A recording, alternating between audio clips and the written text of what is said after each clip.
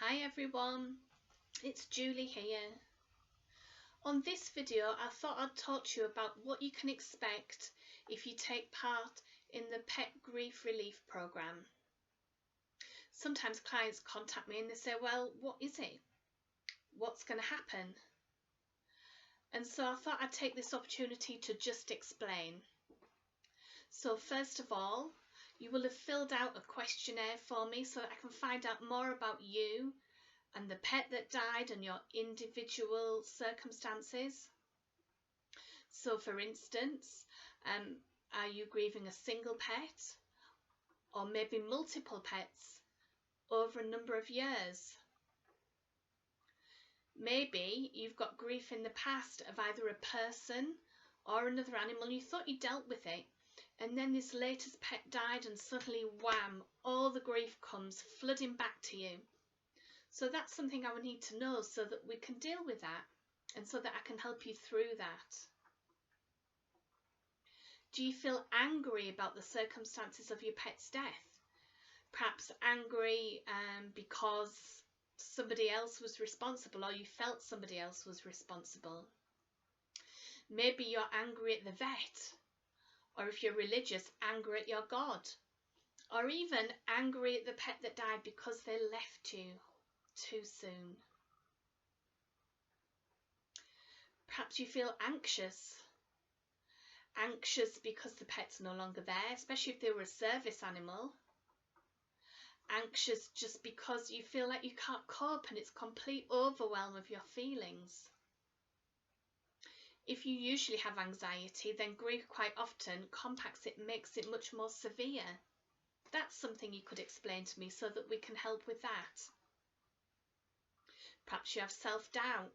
Did I do the right thing? Should I have done more tests, more operations? Or did I do too many? Maybe I should have stopped sooner. All those kind of feelings can impact on your grief. Quite often there's a massive amount of guilt surrounding pet grief because we are the ones that have to take the decisions. So there might be guilt either surrounding euthanasia, or guilt because they had diabetes and maybe if I'd have given them different food, and maybe if I'd have done this or done that, or if I'd have realised sooner. Lots and lots of guilt, and that's something that we can release. You need to tell me about it so that together we can plan your programme. Sometimes people feel very, very depressed and they can't sleep, but they're always tired. And they just feel like they can't be bothered to go on, and oh, not another day without them. That's something that we can do between us. We can plan this program to suit you and your needs. Usually the sessions will have either hypnosis or guided meditation as part of it. There'll be grief counselling as well as coaching for the future. So how do you want to feel at the end of it? Once you've been through your program, how do you want to feel? Do you want to feel kind of warm and fuzzy when you think about your pet? Or do you just want to feel relief that you know you did the right thing and that nobody else could have loved them more and that they would understand? If you could say anything to your pet, what would you say? If you could have that conversation, all the things you wanted to say, maybe didn't have time to say, just couldn't say, what would that be? And we can do that all in hypnosis, which makes it even more powerful. It will be an emotional session, but they all will. There's usually 3 or 4, roughly between 5 and 10 days apart. They're an hour long. It might be 3, it might be 4. Every client is different. It depends how much stuff you've got to deal with and how quickly you feel better. If you've never had hypnosis, I can tell you a little bit about that. Most people close their eyes because it's more comfortable. If you really want to, you can keep them open and just stare up at a spot on the ceiling so that you're not distracted by the rest of the room. If you've seen some of my other videos, you'll know you remain in complete control. I can't make you do anything you don't want to do. And you can't get stuck in hypnosis, even if we lose the connection, because all the sessions are by Zoom or Facebook Messenger. So you cannot get stuck, even if you no longer hear my voice. You can't get stuck in hypnosis anyway. It's just one of the many myths about it. But it's reassuring for people to know that even if you lose the connection, nothing terrible is going to happen. A lot of people feel like they're asleep, but I can absolutely assure you that you won't be asleep. Quite often they'll bring a blanket, wrap it round themselves, or a hot water bottle. Perhaps you want to bring something belonging to your pet, so a collar or a blanket or a toy, and sit and hold that while you're going through the session. That's absolutely fine. Or a photograph. Whatever you want, we can have a chat and see what it is you want to bring to the session. While you're in hypnosis and you're just nice and relaxed, most people do feel relaxed. Some people feel very, very alert. So even any sound would feel really, really loud. Some people feel like they just can hardly hear you at all, but they still respond to my voice. So if I said to you, nod, if you understand me, you would nod. So even though it feels like you're asleep, it's not, and you can respond and keep responding to the sound of my voice. It will be an emotional session. It's intended to be. It's to let the emotion out in a controlled way. So what you don't want is to be trying to suppress your feelings just in order to get through the day. Push them down, just get through the day, do all the things you have to do, the work things, the family things, because at the most inopportune moment it's going to burst out. And that might be when you find a piece of fluff from your pet, or one of their toys stuck at the back of the drawer, and it might be the worst possible moment to get upset, but you just can't hold it in any longer. So we can let out that emotion in a controlled way. Sometimes if people are angry and they've got a real anger inside, in order to let it out, I get them to put a cushion on their lap, and then we go into hypnosis, and the cushion on their lap is their anger cushion, and they can beat out their feelings while they're in hypnosis. Why did this happen? Why did that happen? Get all the anger out. And because you're doing it in hypnosis, it works really well, and it's almost like you're allowed to do it. You're not upsetting anybody by doing it. So you can let those out. If you try and keep anger in, it can turn to depression.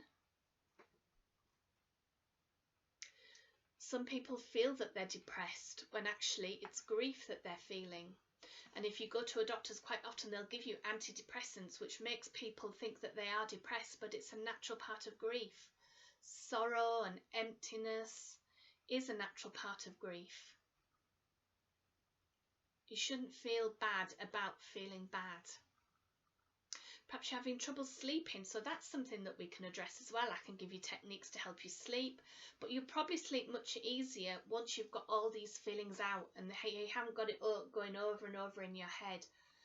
What about this? What about that? Should I have done this? Should I have done that? I wish I'd said this. I wish I'd have said that. Once we've dealt with all those, you should sleep much more easily. So every session is unique to you, because what upsets you might not be the same as what upsets other people. You might live on your own. Other people might be surrounded by family and still feel very alone. If it was a service animal that you had, how are you going to help deal with your emotions now? Sometimes it's a pet that is the last connection to a parent that's died. And that brings back all the grief from the parents as well. So that's something that we need to sort out and unravel. So like I say, you've got all these things going round. It's like a big tangled ball of wool. Just pull out strand by strand. The anger, the anxiety, the other grief, all those feelings, till it's all untangled and nice and smooth and you can see all your feelings are there. We want to get you to a place where you can say your most loving goodbye.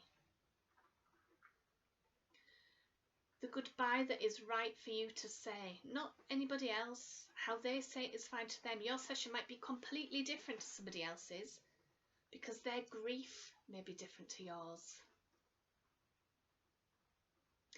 Together we will plan your sessions. So we'll decide between us what's the most important thing. If you have to work and you have to be dealing with your family and everything and you can't sleep, sleep might be the most important thing to you. To somebody else who keeps having emotional outbursts every time they see something that reminds them of the pet, that might be the most important thing to them. So for them, that's what we would deal with first.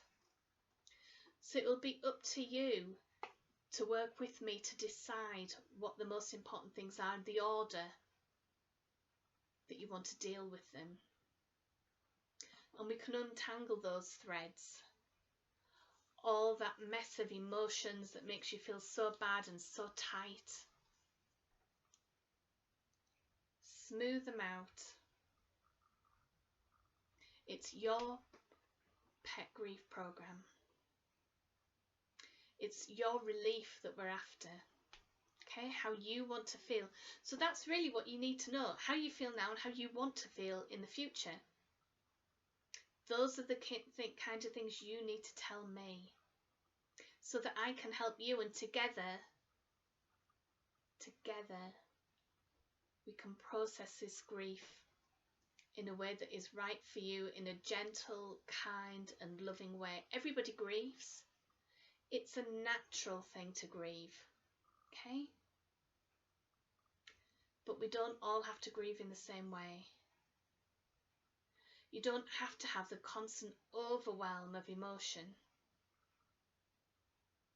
Together we can work out a way that you can grieve in a way that is right for you. Okay, get in touch if you need some help. Have a look on some of the other videos for inspiration. If you don't feel now is the right time for you to book a program, have a look at some of the tapping exercises or the breathing exercises that are on the other videos. See if they can help you until you decide what it is that you want to do. Okay, and I'll see you on one of the other videos.